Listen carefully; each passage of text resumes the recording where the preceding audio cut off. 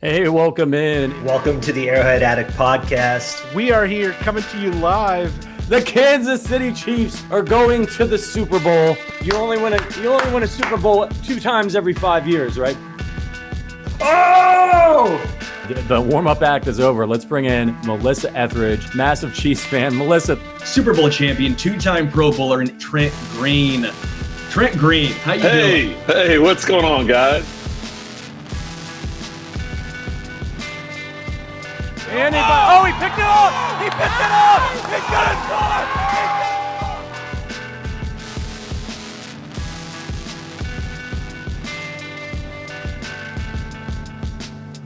and we'll see you next week. But until then, as always, go Chiefs.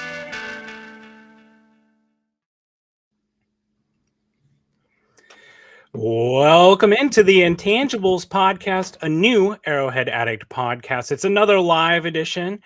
And joining me, as always, is my good friend, Christian Ainsworth. Happy Monday, Christian. Yeah, happy Monday, dude. How you been? I'm doing great. I'm doing even better because me and you are getting together tomorrow. We're gonna get some delicious barbecue. Should we disclose? Can we give free publicity? I don't know. Do we want to really start a rush? I mean, with our massive followings on Twitter, It might be a little chaotic. But yeah, we're gonna see each other for the first time in 2 years, probably. Yeah, probably. At 2 years? Chiefs training camp 2 years ago, I think was the last time we hung out. But kept in touch. It's been fun, man. Get some Jack Stack. Get some brews. It should be enjoyable. We'll definitely get up to training camp at some point, but we've got some deadlines. I'm going out of town. You've got stuff going on with work, so we're just going to try to make it work. But what's even better than Jack Stack barbecue or getting to hang out with your friends is the fact that real Chiefs football players are playing real football right now. Never mind that they're not wearing pads, but actual Chiefs training camp has begun up in St. Joe. And it's so good to see Chiefs content on the timeline again. Yeah, dude. I don't know how long. There's always like that 2 or 3 month span where you're sitting there twiddling your thumbs like, okay, well, yeah, I know just for the layman fan, it's like, okay, we got the combine, I guess. I know 40 times don't really translate, but those are kind of fun to watch. And then you get into if you're really into it, you deep dive into individual prospects, you're following stuff up, but it's like, it doesn't really mean anything till they hit the field. You know what I'm saying? Well, yeah. And I mean, for so long, you're talking about what you think might happen, what could happen. Now the team is on the field, right? Like this is the 2024 Chiefs. They're here. It's time to talk about them, and it's time to talk about what's happening on the field for them. How many times have you watched the Patrick Mahomes to Xavier Worthy touchdown pass? 5, 10, 15? On my timeline, it was probably on there about 40 times. I think I watched it through maybe 5 or 6 before I couldn't take any more, but it's close. It's between that video and the Xavier Worthy over Caleb Downs in the Texas-Alabama game touchdown. I'm not sure which I've watched more over the past couple of weeks. That one's got a lot of traffic for me when the Chiefs drafted him. But before we get going about that, let's talk what we're going to be doing today. We're going to be doing a little bit of news or noise, talking about the biggest storylines from Chiefs camp to come out these past few days. We've got some rookie camp to talk about, and then full camp with the veterans as well. And then we're going to be talking about rookie expectations. We're going to go through and kind of talk about what we expect from this rookie class and what we think that they will be doing this year on the field, managing those expectations. But first, we're going to talk about our friends at Mint Mobile. You've seen the ads. They've got Ryan Reynolds. He's Deadpool. He's handsome. And now we're going to talk to you about Mint Mobile. And with big wireless providers, what you see is what you never get. Somewhere between the store and your first month's bill, the price you thought you were paying magically skyrockets. With Mint Mobile, you'll never have to worry about gotchas ever again. When Mint Mobile says $15 a month when you purchase a 3-month plan, they mean it. To get this new customer offer, your new 3-month premium plan comes for $15 a month. Go to mintmobile.com/arrowhead. That's mintmobile.com/arrowhead. Cut your wireless bill to just $15 a month at mintmobile.com/arrowhead. $45 upfront payment required, equivalent to $15 a month. New customers on first 3-month plan only. Speed slower than 40 gigabytes or unlimited plan. Additional taxes, fees, and restrictions apply. See Mint Mobile for details. All right. Well, let's get into some of the storylines. The people, they've been demanding it. They've been asking for it back, Christian. It's the only thing from our old podcast that's worth keeping, and it's the award-winning segment, News or Noise. You see, it's got alliteration. People like that. I wasn't aware we were award winning, but that's interesting to note. Yeah, dude, let's get into it. Yeah, the award we won was podcast most likely to not need to come back podcast. But News or Noise is coming back, and it sounds just like it is. Basically, we're going to go through some of the storylines that are happening at camp today, the past couple of days, and talk about whether this is newsworthy or if it's just noise.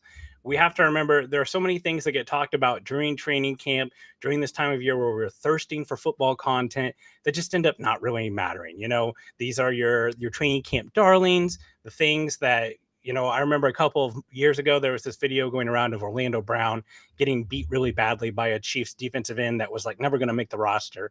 And everyone was just sure that this was the end and the Chiefs made a horrible trade, and that worked out pretty good for them. So we're going to be drilling down to what is news or noise. And this actually just hit Twitter here a little bit ago. We're going to read directly from a tweet from Jason Anderson, who is a broadcaster for Sports Radio 810. He co-hosts The Zone with our own Sterling Holmes. He reported, let me pull up the tweet here real quick. Let's see here. Okay, so we are reading his tweet. So this is his report, not ours. This is at J810 Anderson. What I said on the air, that I've been told that Reed's quad injury is more serious than day to day, maybe missing all of preseason and a question mark for the beginning of the year. He then quotes Steve Spagnuolo, "We won't have Justin for a little bit here." So that's referring to Justin Reed, the Chiefs starting strong safety. So it was announced this week that Justin Reed is going to start camp on the NFI list, which is a little bit different than the PUP. That means that he had an injury, but it was not football related. So it sounds like this has happened somewhere between OTAs and camp, maybe happened during training. We're not going to speculate on that. But it does sound like Justin Reed's quad injury is a little bit more serious than we originally thought per Jason's report. So I think this is pretty easy. Are we going to call this noise or news, Christian? Yeah, it's got to be news, right? I mean, a serious quad injury to a player that's in a position that he's a leader on the defense. It's extremely important in the Spagnuolo defense. Yeah, got to be news, right? Right. Especially with it bleeding into the season. You know, I've heard several veteran Chiefs players talk. They say as you get older, it just takes longer and longer for your body to ramp up for it to be in football shape, right? So even if he does start the season active, there's a chance that this slows him down to begin the season. Now, the good news is I think the Chiefs are probably about as equipped at any position to have an injury than they are at safety, with Shamari Connor, with Brian Cook returning, with the Jaden Hicks selection, and even even Dion Bush, who, you know, is the fourth or fifth safety, depending on how you look at it. But he's had meaningful snaps. I mean, he had an interception of Lamar Jackson in the AFC Championship game. If he has to come in for a game or so, and he's your third or fourth safety, you don't feel terrible about it. Oh yeah, absolutely. And with all the hype coming about Justin or Jaden Hicks, excuse me, out of training camp, it's like, dude, this.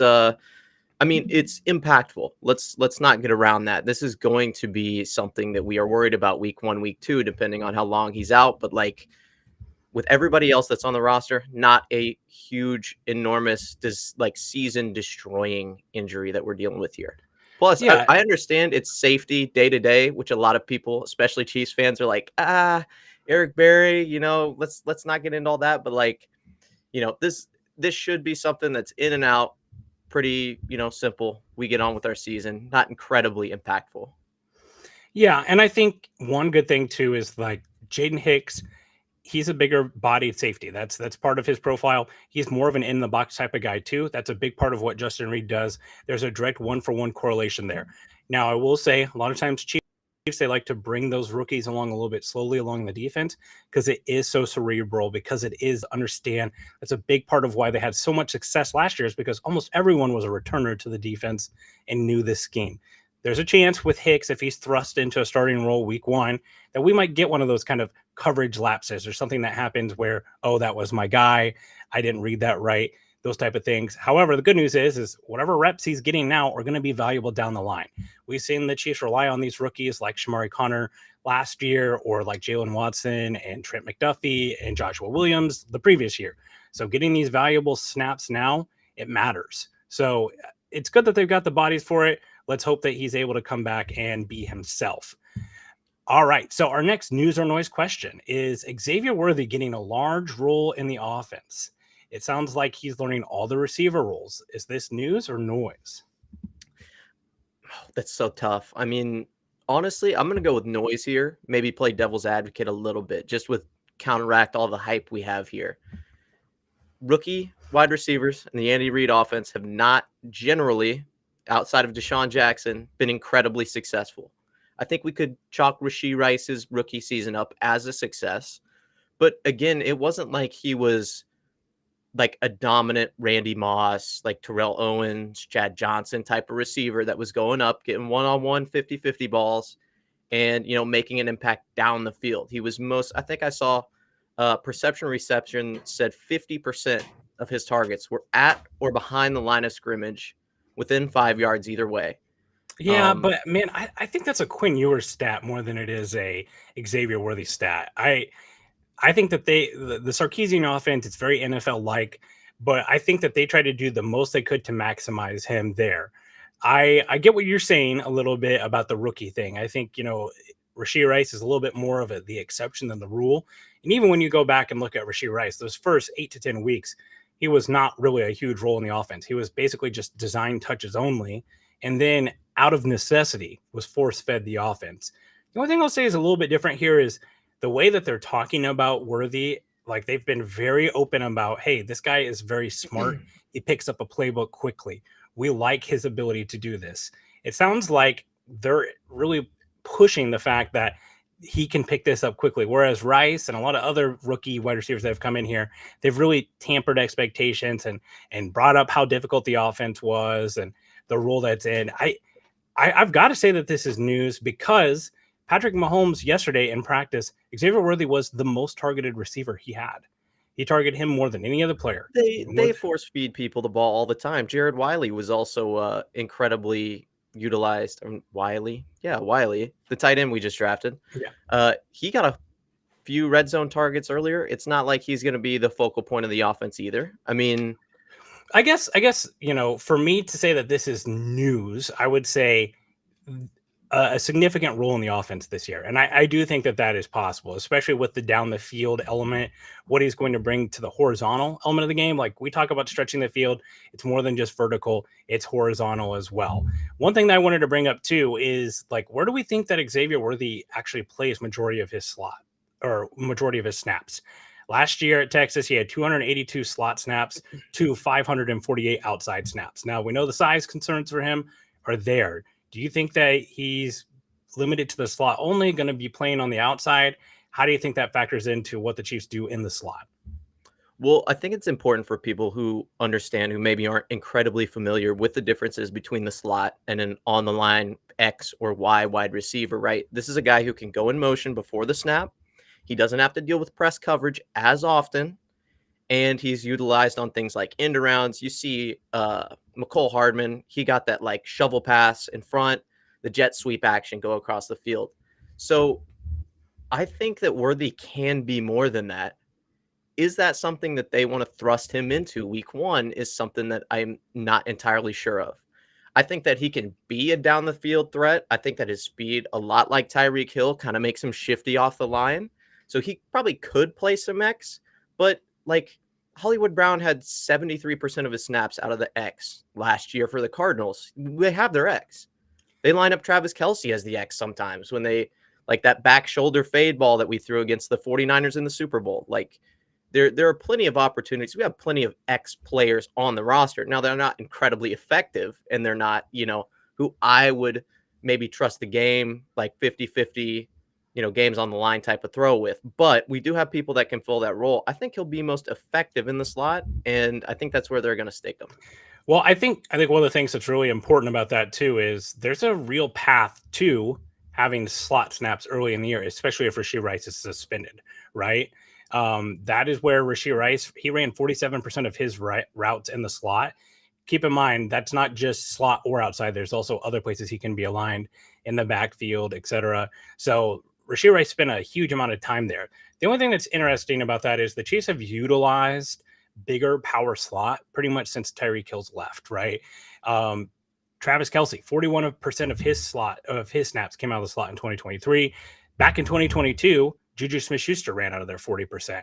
All those players are built very different than Xavier Worthy. I do wonder what this looks like how often are Hollywood Brown and Xavier Worthy on the field together.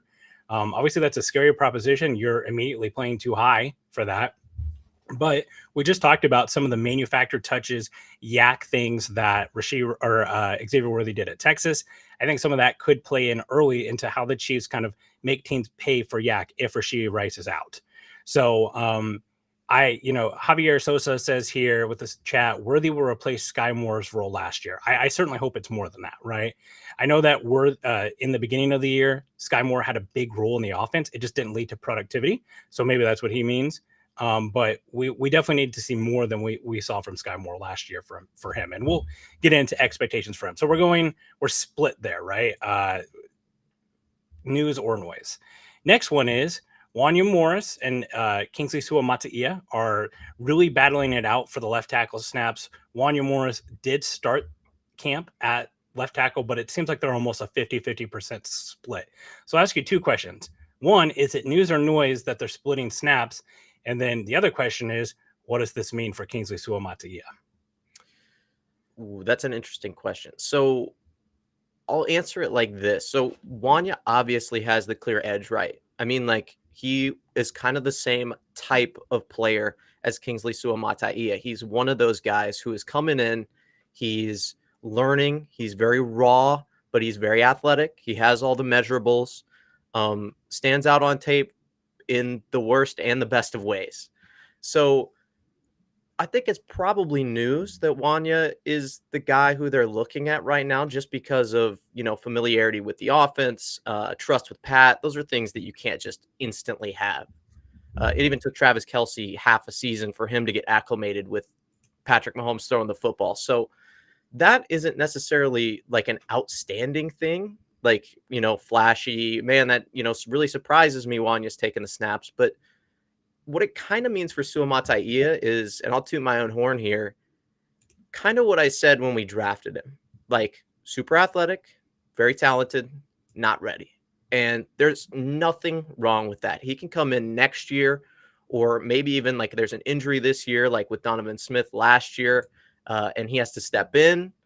And then, we see where that takes him. But there's no reason to throw protecting the best quarterback possibly in NFL history with, middling technique, your rookie. There's just no reason to do it. And I think that's a power play by Andy Reid. I think that's incredibly intelligent by Andy Reid. But, that's why they pay him the big bucks. Yeah, I first I was a little taken aback by the idea that Wanya Morris was starting, but I remembered he is the incumbent. He is the person, to use a hot button term, the incumbent. But he was the guy who was there last year. He started at left tackle in the NFL. I actually think that this tells me good things about Kingsley Suamataia. I think if he's already mixing in and almost at a 50% share of these snaps, this is newsworthy. This tells me that they're trusting him more and more. He's getting more and more looks, and he's where he should be with the playbook, right? That's important. I know we don't think about it a lot for offensive linemen, but it does matter, because the last thing you can have is a blown protection or not understanding where you're supposed to be in the field at a certain time. It's especially going to be important because look at who they play week one. The Ravens, and that defensive scheme is infamous for being very confusing. They really like to mix pressures up, use simulated pressures, use simulated blitzers to kind of make people confused along the offensive line as to where the pressure is coming from. So that communication element, it's important. Joe Tooney's not in there right now. Mike Caliendo's mixing in at left guard. So I think Tooney's definitely going to be participating in camp. It'll be really important, I think, for him to get those reps with Joe Tooney. That way they can get their communication down. That's a huge factor in offensive line, is that communication. You want to try to get those guys as many snaps as possible. And Javier Sosa said something here that I kind of still wonder about. Donovan Smith will be back on the offensive line. Do we think that there's a chance that this competition actually means it's kind of like the quarterback thing? If you've got two, you've got none. And if they're taking 50% of the snaps each, they don't really love what they're seeing, and that Donovan Smith's return is just inevitable. Ooh, I don't know. I know that that's a take that you really, really like. Every time we talk about Wanya and Suamataia, there's always something brought up about Donovan Smith. And I understand that you're not like, oh my God, he's the best left tackle in the NFL. But it's one of those things where it's like, having a veteran at that position on the roster isn't the worst idea. I just don't see it. There's just so much, there's so much talent at the position. We have our swing tackle. We have interior offensive line help as well. Like you said, Caliendo. It's like, why? It just seems redundant. We know what he is. We don't know what Wanya Morris is. We don't know what Kingsley Suamataia is. I know it's, protecting the blind side for Patrick Mahomes, and everybody, don't want to risk an injury there. But come on, you got to let the boys play. Give them something. Let them Yeah, prove I do think that's a valid argument. Is that just like we were talking about Jaden Hicks, let him make the mistakes early, let him get on the field. But we are dealing with the most valuable asset in football, maybe in sports, period. It'll be interesting to see. My question is how long does Donovan Smith have to go without a job before it becomes a matter of this guy means more to us than any other team right now because of what he knows from the playbook, what he's done for us before, and the cost, how little it's going to cost to sign him. At what point are they just a better team for having him on the roster? And then you kick the can down the road with Morris and Suamataia. So I'm not sure. Well, I'll say this. Why didn't we do it with Frank Clark? Because he was a leader on the defense. It's hard for him to come back and take a backseat role, especially when Chris Jones is, singing your praises every 10 seconds about how much he loves you. But are you referring to when he was cut by the Broncos? Yeah, well, or before he was. I mean, we could have got him on a minimum deal to bring him back. And everybody's I don't know. I think part of that is how bad off was Frank Clark compared to where Donovan Smith is. I'm not really sure. I know that the Broncos to cut him. He obviously was not very highly thought of. He signed really late into the offseason anyways. He's had a bunch of issues stomach-wise. And I also think that the Chiefs probably, with offensive line and defensive line, more guys play along the defensive line, right? So they were mixing in Charles Minnie, who was coming off suspension, Felix Anudike-Uzomah they were bringing along, George Karlaftis, Mike Dana. They've used Chris Jones out there. I think the bodies there just make a little bit more sense, whereas left tackle, ideally you are not rotating that player in. One player is starting and finishing every game. They're taking 100% of the snap. So I think it's valid. Donovan Smith is just now 30 or just turned 30, so a little younger. But he's not been the most healthy either. Let's not act like he's just a picture of health. He's had several injuries. So it'll be interesting to see what happens. More than anything, I'm just interested. Go ahead. I'm just interested to see, if Donovan Smith is not a Chief, where does he go? No, that's a valid question. I mean, probably as a rotational guy. We just talked about that. Probably just as a middling starter for another team with left tackle trouble. I mean, you could see him going to the Saints. That's a popular destination for Chiefs players, but they also have tackle trouble. So, no. So would you want to see him? Straight up, if you could sign him for vet min, would you add him right now today? You're Brett Veach. Yes, I would, because I think the team is, because you still get to keep Suamataia, you still get to keep Wanya Morris. You're probably pushing Chu Godric or Lucas Nying off the roster for a guy who just started a Super Bowl for you. They're a better team for it. Yes, and like I said, when he gets hurt, not if, when, you plug Suamataia in, he's still getting development in practice, going against NFL caliber players, learning to be a pro. And that matters too, right? Eric Fisher struggled to find the field for some time and struggled in his role because he was moving from right to left. And part of that is development. You want to develop this tackle, this high pick that you invested time and money and a pick into to make sure that they are what you want them to be. Yeah, no, I would agree. Okay, let's move on to another topic. So Rees-Zammit, the Welsh rugby player, is catching passes from Patrick Mahomes. Most of this was in rookie mini camp, but he was even brought to the podium to address the media. Are you buying the Rees-Zammit hype? I don't know if I am, but I know that they're selling the LRZ hype. He is on my social media feed more than anybody else. He is getting one-on-one interviews. He's getting the podium. He's getting all this sort of pomp coming in. It's it's hard not to buy in though, dude. What'd they say? He ran a high 4.2 40 at some point this past week.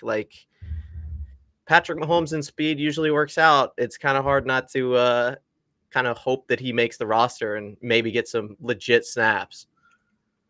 Yeah, we've talked about him quite a bit. He's one of the big people that people like to talk about in camp because of the unique story, because of how fast he is. He's handsome. It all comes together. It works good. The Chiefs are selling this hard, right?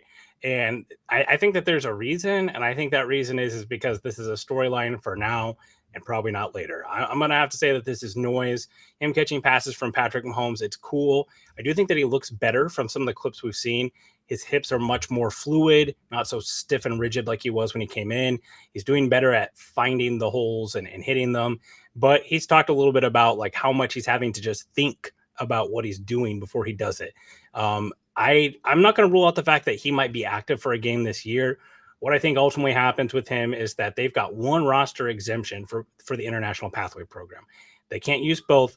I think that Chu Godric probably is either on the roster or is, not on the roster, and that they use that exemption for Luis Rees-Zammit because he did have some suitors, and I think some people would be interested in the speed and give him a year of development.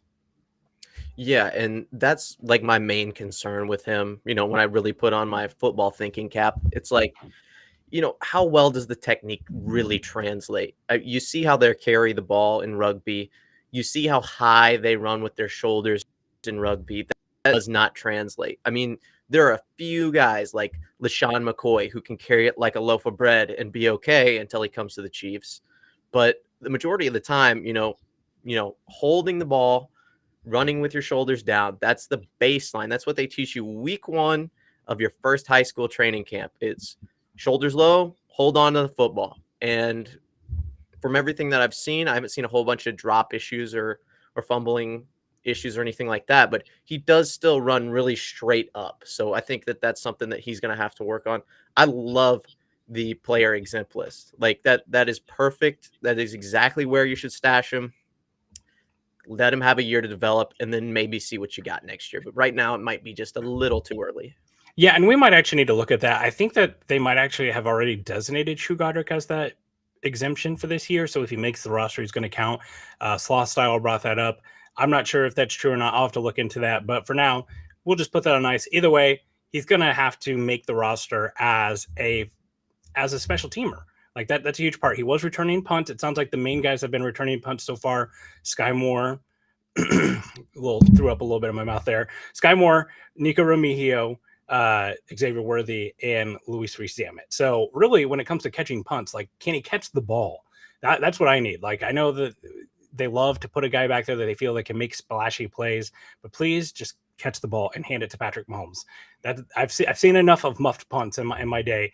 Ask the 49ers about muffed punts. They matter. So let's just get a guy who back there. So if Luis Rees-Zammit can catch the ball and wave his hand in the air and in that nightmare, that'd be great. Let's keep Xavier Worthy up and going and healthy. I did want to talk about that for a second. So the hamstring injury is still lingering a little bit. Xavier Worthy, he missed practice today due to an illness, thank goodness, not hamstring.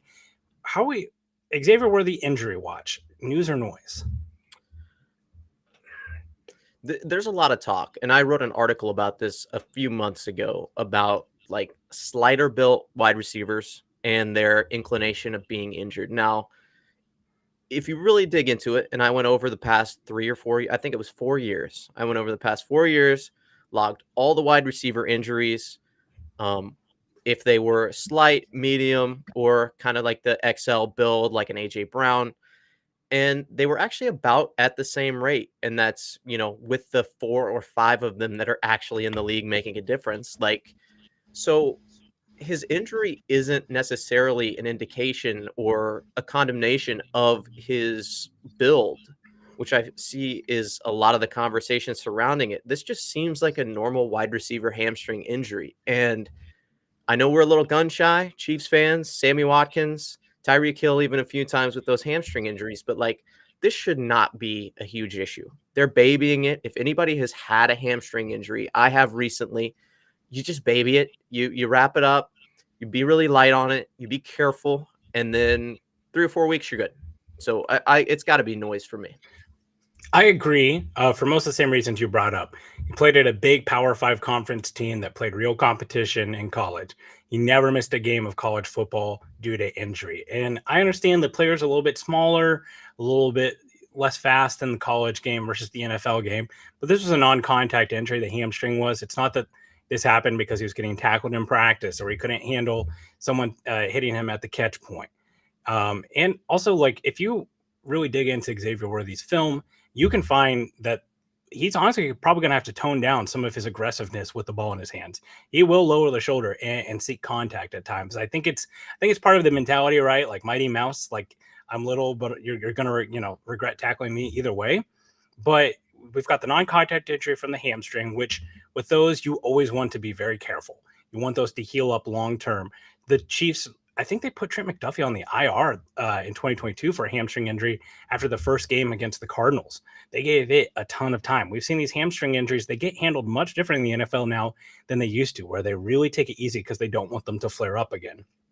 He played through a broken hand in 2022, which people will bring up that year. He had a 10.6 drop percentage. He played through the second half of that year with a broken hand. So there's a toughness to him. There's a grit to him. Right now, we got to call this noise because it's not really related to his size. If you want to relate it to his speed, I'll listen to that a little bit more because it's like a sports car, right? Like a Lamborghini, the road conditions got to be right. You don't want to take it on a road with a lot of potholes, but boy, when everything's working right, it's a dream to drive. Not that I would know, but I've been told. But, the speed guys, that's a little bit of concern. But I will say, if he does end up, like, if we could fast forward 4 or 5 years and Xavier Worthy is a really injured player, you got to give the Chiefs some credit, at least that he was healthy in college. They didn't draft some player full of injuries. That wasn't the story with him. That also wasn't the story with just John Ross, which a lot of people want to make that comparison to him in college, but there wasn't a track record there of injury. Well, and this isn't Christian Watson. Let's not pretend, or at least it hasn't been, that saga for him where it's leg injury after leg injury after leg injury. He comes into the league, leg injury, hamstring. It's not that at all. This is as far as I know, the first soft tissue injury that he's had on his hamstring, and it happened. It's a tweak. They said that he would play if this was a regular season. That means nothing to me. Let's not worry about that. Let's worry about the off-season road incidents and all the other stuff we can control. Yeah, and he had sprained his ankle in the SEC or the Big 12 championship game against Oklahoma State, and then he suited up and played in that college football playoff game, made a big catch against Washington, even though they didn't end up winning that game. So he's been fairly healthy, like you said. All right, let's do 2 more news or noise, and we're going to move on to those rookie expectations. Kadarius Toney is working out with a running back some. News or noise? Is this just something that, like, you went and got a few reps? Or do we think this is something we could really see? I'm going to say news, but not because, again, it's not one of those things that jumps out to me as, oh my God, I can't believe it's happening. It's like, dude, he's a weapon. That's what he's always been. Now, he's had injuries. He can win down the field, although that's not, I think, how he really impacts a football game. Like, yeah, line him up anywhere. We saw him line up at the full or the halfback a few different times in the regular season last year. I love seeing that. I think he's another kind of chess piece guy for Andy Reid that, like, we can get on short downs, like short yardage type of stuff. So yeah, throw him in there, throw him in a kick returner, throw him in everywhere. See where we can put him, see where he works out. I mean, at this point, he's an investment that's, kind of plummeted on the stock exchange. It's time to, get some stuff back in him and maybe make something out of the 3rd round pick we drafted or we traded for him. Yeah, to me at this point with Kadarius Toney, it's like let's say you go to a movie. There's a movie you're excited to see. You watch the trailer. You go to the theater. You watch it. It stinks. You're disappointed in it. You're like, oh wow, that was a waste of time. You're incredibly disappointed. Whereas you're sitting at home doing nothing. You scroll through a streaming service. You pick a movie at random and it ends up being really good, and you're so happy with it because, I mean, you didn't expect it to be good, but it turned out to be really good. And you're going to tell people about it. You're going to post about it on social media. Expectations, they matter, right? The trade for Kadarius Toney, it can't hurt us anymore. He helped us win a Super Bowl. Those picks have been spent. The Giants didn't really do anything with them. Darren Waller's retired. That's one of the players that they used pick 100 for to trade for. The Giants did. Now with the Kadarius Toney, just test the theory of if we literally put the ball in his hands, like he can't drop it if we hand it to him, right? Maybe, and see what he can do with it, right? And the other thing that's nice about him is last year, at this point, me and you would be talking about making sure we keep Kadarius Toney healthy throughout the season because he's so injury prone. Guess what? He's not on the roster next year. They've already chose to not pick up his 5th-year option. So what do you care if he pulls a hamstring? I mean, obviously you want him to be healthy. You want the best for him as a Chiefs player, but you're not trying. The offense does not run through him like it did at one point. So if he gets run into the ground being a running back or catching or, returning kicks or punts or end arounds or whatever, So what? You've got other guys on the field who can do that, like Michael Horman, like Xavier Worthy, like Hollywood Brown. So I don't know. I feel like at this point, like you said, the stock is so low, the expectations are so low that the only place to go is up. Future Trunk says here the thing is with KT is that we have seen what's possible with him, right? So we do. The upside is there, right? He's got we related this to Sky Moore, Kadarius Toney. Kadarius Toney actually has NFL traits that translate that are special. Sky Moore hasn't really flashed those type of traits.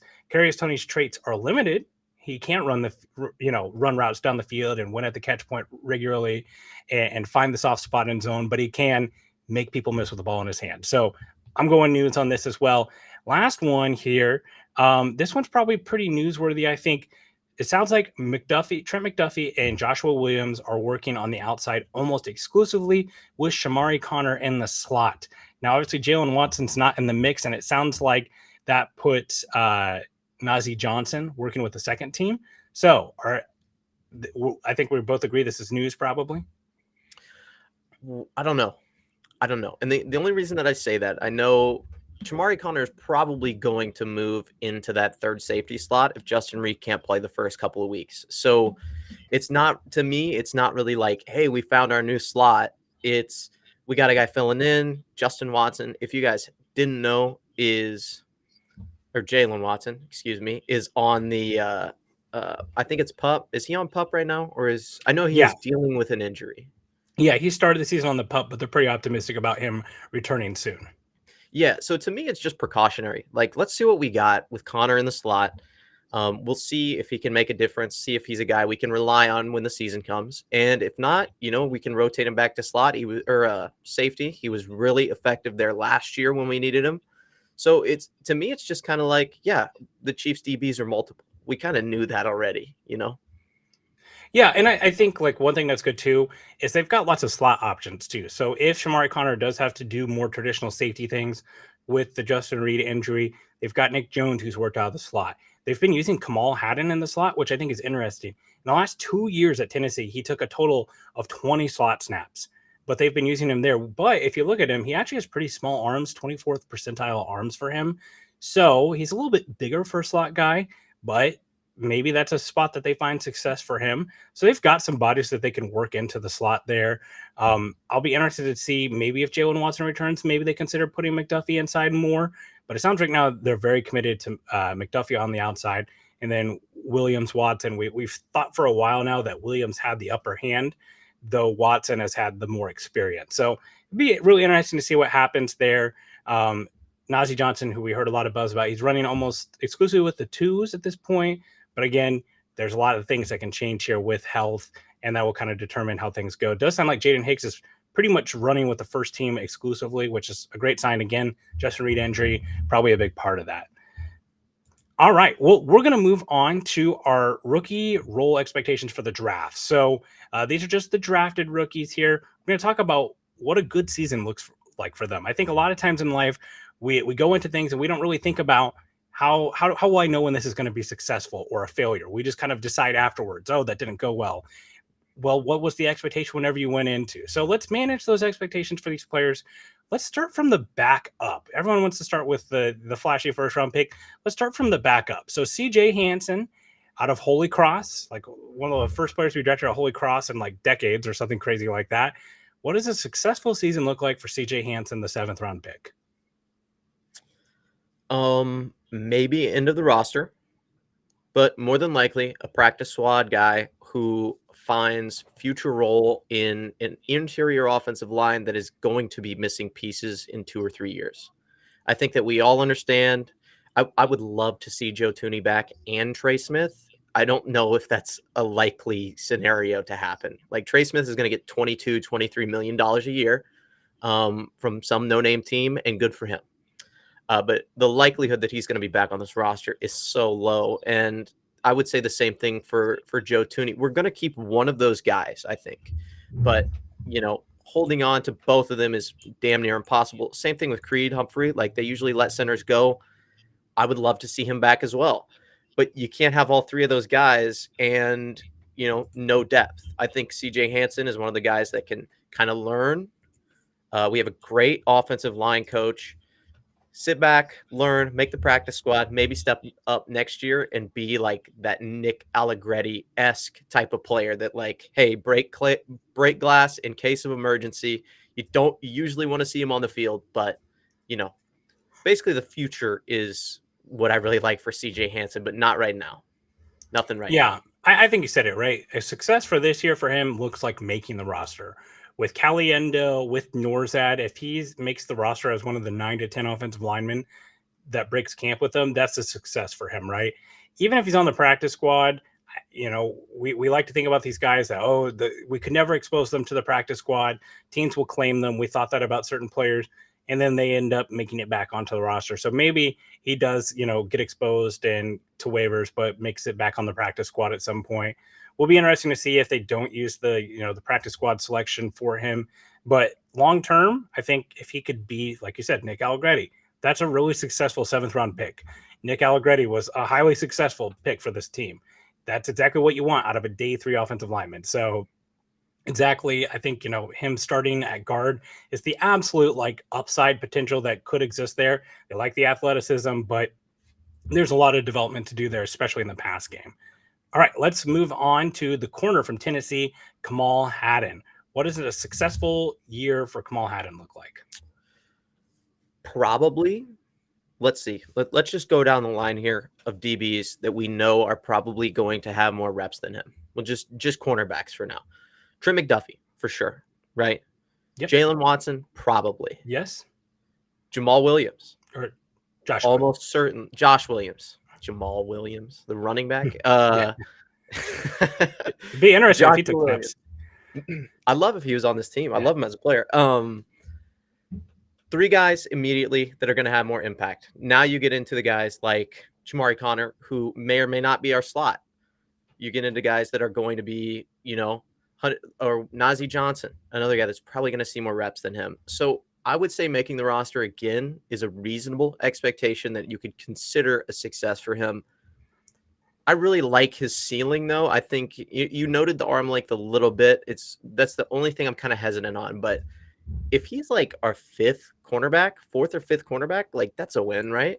I mean, yeah, I think, a lot of times with these guys, especially day 3 guys and corners, special teams is going to be a part of it, right? He needs to be a contributor on special teams. It'll be interesting to see what this new kickoff rule does. Traditionally, Spagnuolo has liked using defensive backs, linebacker-sized guys for special teams. So it'll be interesting to see how that ultimately factors in.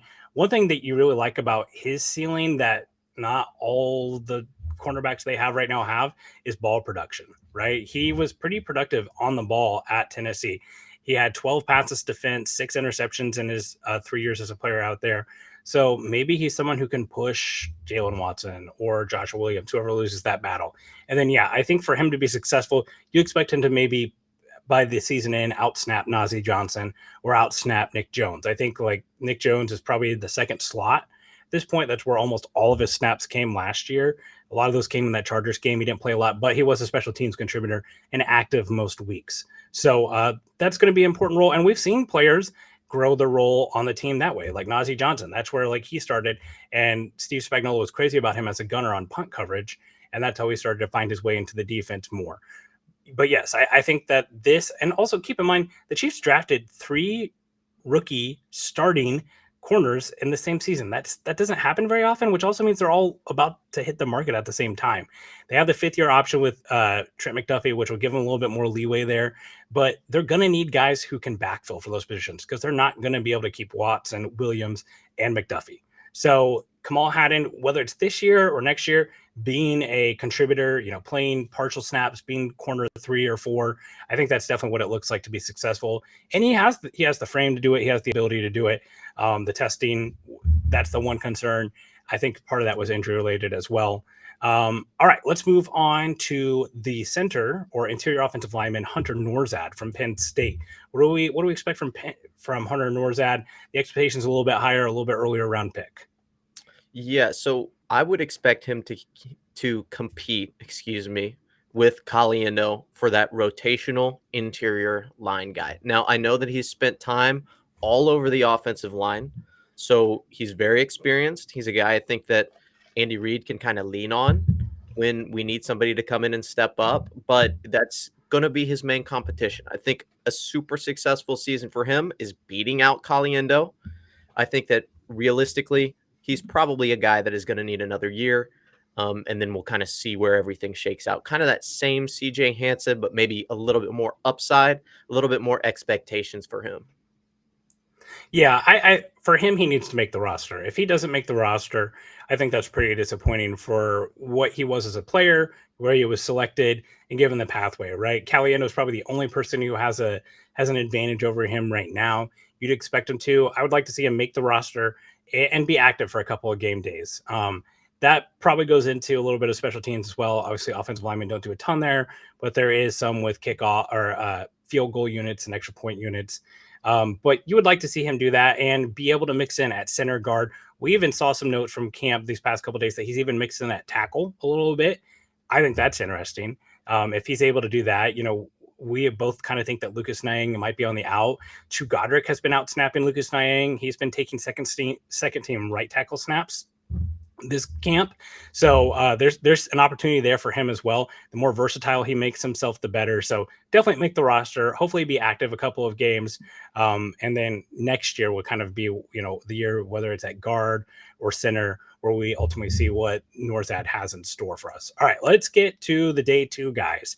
So we've talked about it quite a bit already. Jaden Hicks, the safety. What do we expect from Jaden Hicks? High ceiling, starting safety. I know that seems a little lofty for a guy who we picked with our 4th pick in the draft. But, dude, I mean, rewatching his tape, I know a few different analysts that had him as their overall safety. Guy is extremely multiple, really rangy, can hit. He does everything you want a safety to do. Starting safety, I think, is his ceiling this season. And not all-star, not Juan Thornhill, his sophomore season, but like a guy who can really come in, make an impact, play meaningful snaps, be a menace on special teams, and do everything you absolutely need him to do. He's the perfect fit for the defense. Apparently Spags loves him. He's practicing all over the field. He's picking shit up quick. Let it roll, baby. Like him, that's where I expect him to be. Now, are there some other things that could limit that? Like Brian Cook with another year in the defense, absolutely could be everything we thought he could be when he was drafted. But right now, I think reasonable expectation, third safety, high-end starter. I think Javier kind of hit what my thought is here in the chat. He says, Jaden Hicks might be Justin Reed replacement, sad to say. And I think that my successful, obviously, like anytime we're in a day 2 pick, they need to make the roster and they need to start at some point. A successful Jaden Hicks selection for this year looks like at the end of this year, me saying, yes, the Chiefs should not pay Justin Reed. They should let him walk because they have Jaden Hicks and he's the incumbent there. He's the next guy. He's the guy you're comfortable taking over that role. So what that looks like this year, I'm not sure. Like, does that look like him being a full-time starter? Probably not. But that looks like him probably increasing his snap percentage, increasing his role in the defense, understanding the defense, becoming more reliable. That way, next year, you're comfortable with moving on from Justin Reed and moving him into that role. I think that is what a successful year looks like for him. And then, yes, getting to see some of the splashes with him going downhill, punishing running backs in the flat. He loves to hit. He loves to tackle. Special teams, again, is going to be a role for him. You like what you've seen from him there. And then, can he be kind of a robber type of role this year where he's used in different ways? They've got a lot of things they can do with 3 or 4 safeties on the field that'll be pretty interesting. All right, let's move on to the tight end, Jared Wiley out of TCU. I think this one might be the most interesting because tight ends, they develop at a different rate than a lot of other positions. What do you think a successful year for Jared Wiley looks like? Maybe even some stats next to it. What do you think? Ooh, I don't know, kind of putting me on the spot there. I would say maybe 400 yards, 300, 400 yards as kind of that tight end 2, tight end 3 red zone threat. Like he could legitimately be a guy that gets 10 touchdowns this season. And it's like, holy crap, how did they let, the Chiefs get him in the 3rd round? And or the 4th, wasn't he? He was a 4th round pick, actually, wasn't he? Yep, correct. Yeah. But he's a guy that could be a red zone threat right out of the box. I think that a lot of people have him pegged as the next Travis Kelce. Yeah, we said that about Noah Gray. We'll see. Kind of not comparable playing techniques, but we'll see where he ends up. But I think he could legitimately be a guy that's like an all-around tight end, an actual, like, maybe they throw him in at the X sometimes. Like, I'm thinking maybe like a 30 or 40% snap percentage for his rookie year is a good place to put him. Like, not on the field all the time. Definitely when you're in the red zone. Definitely when you're trying to change shit up, like run, pass.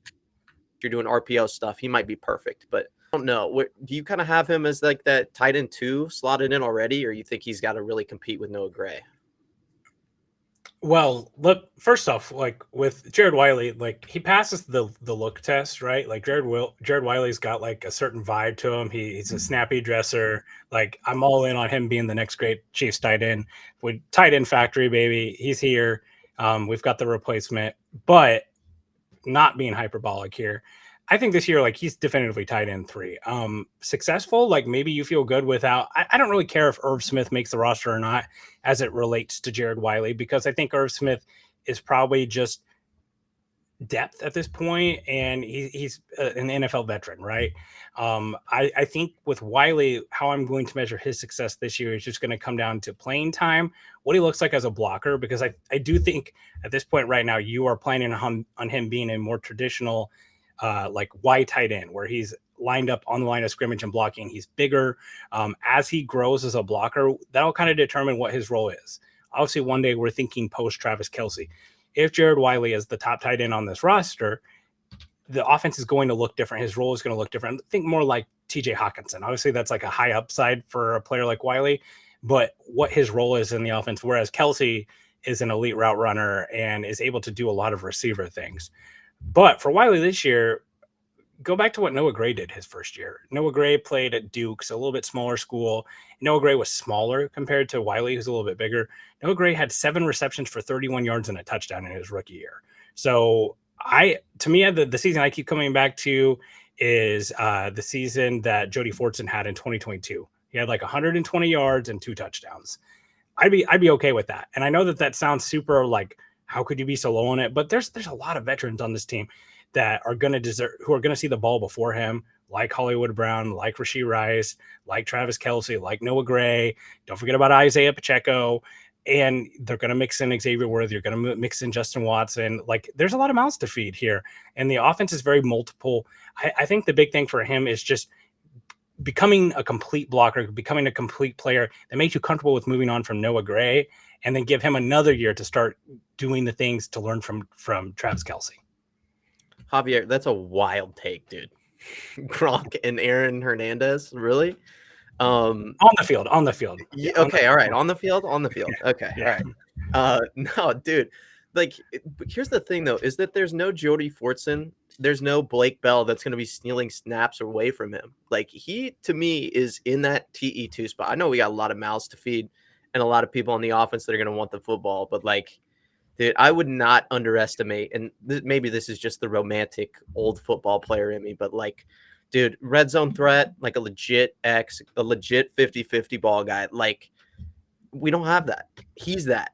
And he could be so great. Andy Reid, just do it. Dial up a DeAndre Hopkins style play for him. Just one-on-one fade to the outside. Let him eat. When I think Christian, I think romantic. Absolutely. Yeah. I mean, like you said, like Travis Kelce's been about the only person that they'll throw those contested catches to. Think back to how they won the Bills game, the 13 seconds game. He's lined up as X, throws a back shoulder fade to him. That's about the only player they've been comfortable throwing those passes to. So at this point, you just kind of hope Wiley's the forgotten man in the red zone, and he does have one of those like random 5 or 6 touchdown seasons this year, and then his role will grow. All right, let's move on to the final 2 picks. Kingsley Suamataia out of BYU.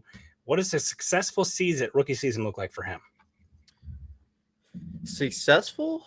Ooh, I mean, I said that like I was surprised that we've been talking about that the whole entire time. Dude, probably left tackle. I mean, starting left tackle is top of the ceiling for him. I doubt it. We'll see. I've been apparently the lowest guy on Kingsley Suamataia since he's been drafted, at least as far as Chiefs analysts go. I don't think he's got what it takes to start yet. I think he might. halfway through the season, and who knows, it could just be he picks everything up incredibly quick, and he just had really bad coaches. But yeah, I would say rotational tackle, somebody who can play left and right, and then maybe starting left tackle. Yeah, for him, I think this year I would like to see him start a game at left tackle, even if that's week 18, because the Chiefs get to take a bye because they're locked into a playoff slot or something like that. I would like to see him start a game at left tackle because that means he's probably beat out Wanya Morris. If Donovan Smith's brought in, he's the guy off the bench replacing Donovan Smith first, or he wins the job outright. I don't want to see him being mixed in at right tackle, really. I do think, long term, 3 or 4 years from now, if he's the starting right tackle, that wouldn't shock me. He spent time over there, and he needs to be a starter at some point.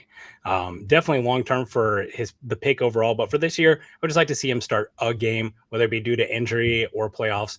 If he doesn't, it's not the end of the world, but you want to feel really definitively that he's either the first or second string left tackle on this team, and has outpaced Wanya Morris at this point. So I do think that there's a lot of things. Andy Reid really likes him, as Javier said. And yeah, Wanya Morris, I think, looks a lot better on the right.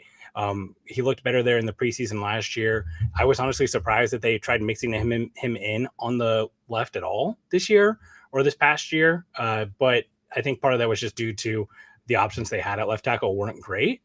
They kind of, they even flirted with Jawan Taylor being at left tackle at some point. So be interesting. All right. We saved the talk of camp. Xavier Worthy, what does a successful year one look like for the Texas wide receiver? So I think it might be important to put this into perspective for people who have not watched or didn't have the complete details of what happened last year with Rashee Rice. So Rashee Rice started off very, very slow. He was a guy a lot of us were banging on the table on about week 3 when we realized all of our players couldn't catch the football anymore. And then slowly evolved into like a 70, 80% offensive snap percentage type of guy that got what was it, like almost 1,000 yards on the season if you include the postseason. So I think that an effective season for him probably looks a lot like that, although I think he'll get it in different ways. I think he'll probably steal some of that stuff from Rashee Rice just because you got to put that speed to work, and anytime you can get a guy like that the football, you're doing it right. So we might see some of those screen passes go to him, the jet sweeps, stuff like that. But I think around 60% offensive snaps is going to be, I would consider that a very successful season for him. Around 1,000 yards if we go to the Super Bowl again. Sorry, when we go to the Super Bowl again. Got to get that positive talk going now before we get to a slump mid-season. Yeah, manifestation. But yeah, I would say maybe 1,000 total yards over the entirety of the season and postseason combined would be a realistic, very successful season for Xavier Worthy. When I come to him, it really comes down to two things: the what and the how, the process and the results. The results, I'm not quite as worried about as I am the process. The season I keep coming back to is McCole Hardman's rookie season. In 2019, he had 538 yards on 26 receptions, 6 touchdowns. Didn't really do a lot in the rushing game, only 17 yards there, but also an impact special teams player at that point. I think that for him, that's a good yardage total. I think, the offense there at that point, you had like peak Tyreek and peak Kelsey. You still had, Sammy Watkins in the mix too. So I think that kind of, while there's not quite a Tyreek Hill on this offense, I think the quantity of mouths and the establishment of those players, I think that'd be a pretty good output for him. But more than anything, I just want to see him be able to win consistently down the field to where if Hollywood Brown moves on, you feel good about that, him, directly replacing that role, see the ball tracking, see him separate. You want to feel really good that, hey, we have the answer question long-term of how we stretch the field for this offense, because you do feel good that the Chiefs can find other players to do things that Rashee Rice has done. Obviously, Travis Kelce is one of one. You're not replacing him, but you have other ways of doing Travis Kelce things in this offense. But Andy Reid has consistently always prioritized a field stretcher in this offense. They moved on from one with Marquez Valdez-Scantling. You want to feel good that that is a long-term option locked in. And, you know, I continue to come back to the fact that, like, I've never really seen Xavier Worthy as a true wide receiver one that's just going to, you know, rack up 1,400-yard seasons and double-digit touchdowns. But I do think he can be incredibly valuable to an offense and as a wide receiver too. Yeah, and I think that if you put him at his peak, which I think is Tank Dell plus, Deshaun Jackson-esque, maybe with a little bit better route running, I think that if you put him on the tier of receivers, I don't think that he's going to be in that tier with A.J. Brown, Tyreek Hill, Justin Jefferson. And I don't think that that's necessarily a bad thing. I mean, those guys are all guys that were very good in college, transitioned very easily to the NFL. I guess Tyreek Hill maybe not as much, but he had the potential. But I don't think that that's bad. I think that when you have a specialty guy like him, or like Rashee Rice, where it's like a big slot, like that was their plan with him the entire time. They drafted him. That's what they told him. I think that as long as a player is effective, you don't necessarily have to have the top 5 wide receiver in the league and pay him $35-40 million a year. Like I think Brett Veach proved that last year. Now, where I am going to have pushback on you a little bit is I think 500 yards might be a little light. And I say that just because of what we saw with Rashee Rice last year. I understand a lot of his stuff was manufactured, but like, dude, you got to think that with 4.21 speed, Andy Reid is going to dial stuff up for him frequently. I think that the playbook will be his oyster. I think that he will find solace in catching footballs 50 yards down the field like he has in the training camp. But like that just seems like such a low stat line for me. And I know I thought I was low on Worthy. That seems like a very, very, very low projection for him. I would say I'm not low on him as a player as much as I am just tampering expectations for an offense that's going to move the ball a lot, like move it around a lot, you know?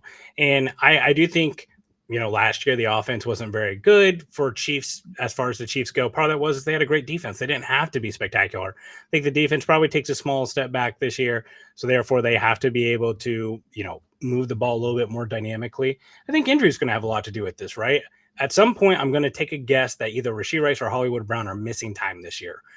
Hollywood Brown has had a little bit of an injury history here the last couple of years, and Rashee Rice has had a little bit of a issue following the law here lately. So between those two things, like Xavier Worthy is probably going to find the field. That probably changes some of that a little bit, that projection. But for right now, with what they have, you got to kind of factor in like tampering expectations. But yes, you are right in the sense of like Xavier Worthy's speed and the role that he has in this game. Like it's really easy for him to have a 100-yard game because he just breaks 2 40-yard passes, right? Like one of them goes for a touchdown down the field. The other is like a screen that he just takes off. It's really easy to grab that chunk yardage when you can run really fast, right? So we will see. We'll see for that. That's going to do it for us today. Thank you to producer Richard, and thank you all for listening. Please make sure you like and subscribe this video, like and subscribe to the channel. And you know what? Chiefs season, it's coming up here. There's no better place to talk Chiefs than our premium Discord. So if you've ever considered becoming a member of Arrowhead Addict, now is a great time to do it. Everyone's talking during games, talking about Chiefs news in there. It's way better than social media where people are arguing and there's bots tweeting mysterious links at you. Join our Discord where you can talk to us directly, have great conversation that is, you know, ready to go. And we even have fantasy football leagues. If you're interested in being in a highly competitive fantasy football league, our signups have begun in that Discord as well. So you can get in there for as cheap as 99 cents is our, you know, basic membership level. So if you've ever considered, now is the time to do it. Make sure you're tuning into all of our great podcasts. We've got one every day of the week. We're going to be here all throughout training camp. Thanks for making this a great podcast. Thank you, producer Richard. Thank you, Christian. Tomorrow, let's get barbecue. Let's do it. Awesome. See you later, guys. All right. And as always, go Chiefs.